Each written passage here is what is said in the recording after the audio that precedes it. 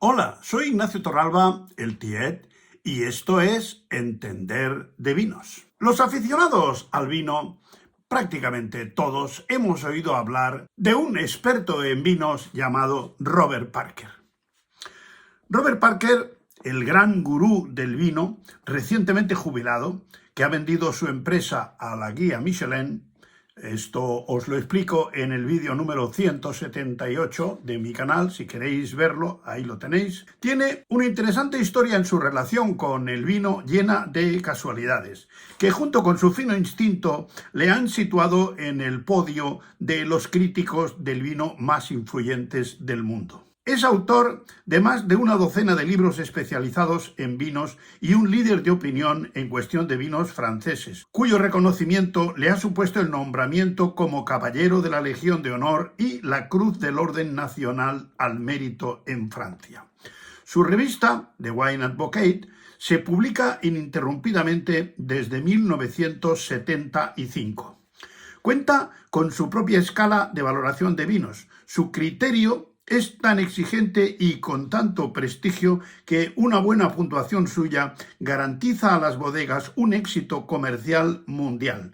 Pero este no era el camino que este estudiante de Derecho había previsto para su vida. Natural de la zona rural de Moncton, que un día de 1967 decidió tomar un avión para viajar a Francia tras Patricia, el amor de su juventud, que en su región natal de Alsacia, en Francia, propició una experiencia que cambiaría el rumbo de su vida al conocer el vino francés. La relación de Robert Parker con el vino llegó de la mano de Patricia, cuando le llevó una noche a cenar a un restaurante e insistió en que tomase vino en lugar de la Coca-Cola que bebía habitualmente. Robert Parker quedó impresionado por los aromas y sabores de aquella bebida que solo conocía de haberla oído nombrar, hasta tal punto que las 6 semanas que pasó en Francia cenó todas las noches con vino y comida francesa. Él mismo publicaría en la web de su revista, The Wine Advocate, con motivo del 28 aniversario de la publicación, lo siguiente: nací en 1947, el mismo año que yo, en el seno de una familia granjera de clase media que no bebía vino. De hecho, mi primera experiencia con el vino fue desastrosa. Cuando tenía 18 años, asistí a una fiesta de cumpleaños de mi fraternidad en la que me emborraché con un vino espumoso azucarado llamado Cold Dash. La experiencia fue horrenda. No pude conducir y un compañero se ofreció a llevarme a casa totalmente ebrio y vomitando por la ventanilla del coche. Aprendí rápidamente que estos vinos baratos fueron diseñados para hacer el máximo daño a las personas. En cambio, fue años más tarde, en Francia, cuando conoció la gastronomía y los buenos vinos. Aquel primer encuentro con el vino de calidad de la mano de Patricia le hizo volver varias veces a Europa para probar más vinos, a lo que le ayudó Patricia con su dominio del francés, lo que le permitió entrar en contacto con viticultores y bodegueros franceses, descubriendo los términos savoir-faire y joie de vivre. De vuelta a casa, compró todos los libros disponibles sobre vino, Alexis Lichine, Frank Schoenhacker, André Simon y Hugh Johnson, y los leía y releía. Fundó un grupo de cata de vinos con otros estudiantes amantes del vino y en él pasó de ser una afición a ser una obsesión. Robert y Patricia se casaron en 1969 y al año siguiente se graduó como abogado en la Universidad de Maryland. Y ya casados volvieron a Europa con la idea de conocer las principales regiones vinícolas de Francia y España durante los veranos de 1970, 71 y 72. Durante esos veranos descubrió Burdeos, el Ródano, Provenza, Borgoña, Alsacia, Toscana, Piamonte y La Rioja. En la Facultad de Derecho, sus profesores le animaban a que ejerciera la abogacía durante las vacaciones de verano, pero siempre creyó que era más importante probar tantos vinos y visitar tantas bodegas como pudiera. Empezaba a catar vinos a primera hora de la mañana. Empezó a trabajar como abogado para financiar sus viajes a Europa y a medida que se iba formando en el mundo de vino, empezó a discrepar de algunas publicaciones. A mediados de los 70 germinó la idea de crear una publicación independiente influenciado por Ralph Nader, un defensor de los consumidores, y así enfocó su revista The Wine Advocate, el abogado del vino.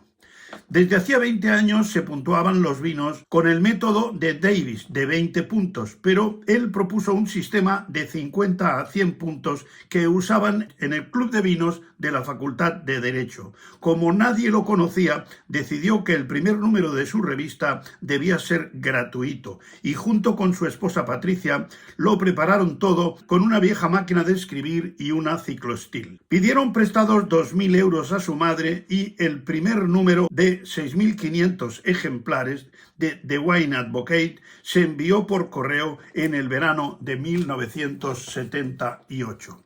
Esperaban obtener un 35% de suscriptores, pero apenas llegaron al 10%. Con el importe de las suscripciones empezó un flujo de entrada de dinero pequeño pero constante. Se publicaba un número cada 2 meses, mientras trabajaba como abogado para una empresa bancaria a tiempo completo. En 1982, Robert y Patricia se fijaron la meta de dedicarse por completo a la revista cuando alcanzaran los 10.000 suscriptores, lo que ocurrió 2 años más tarde. Pero ese año ocurrió algo que cambiaría el rumbo de su vida. La cosecha de 1982 de Burdeos. Fue muy promocionada por los productores de vinos de Burdeos mucho antes de viajar a Francia, pero en la segunda quincena de marzo de 1983, después de probarla, publicó un artículo en la revista donde decía que aquel año era el mejor para Burdeos desde 1961 y aconsejaba a sus lectores que comprasen esos vinos.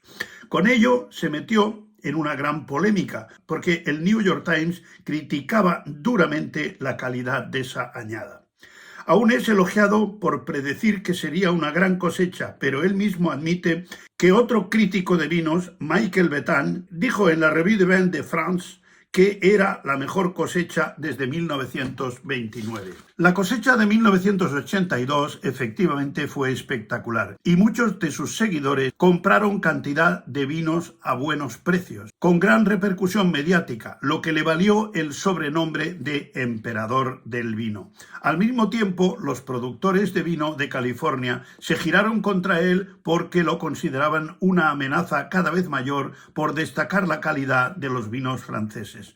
Su revista, The Wine Advocate, se volvió un bestseller y consiguió tantas suscripciones que Robert Parker dejó la abogacía para dedicarse en cuerpo y alma al mundo del vino.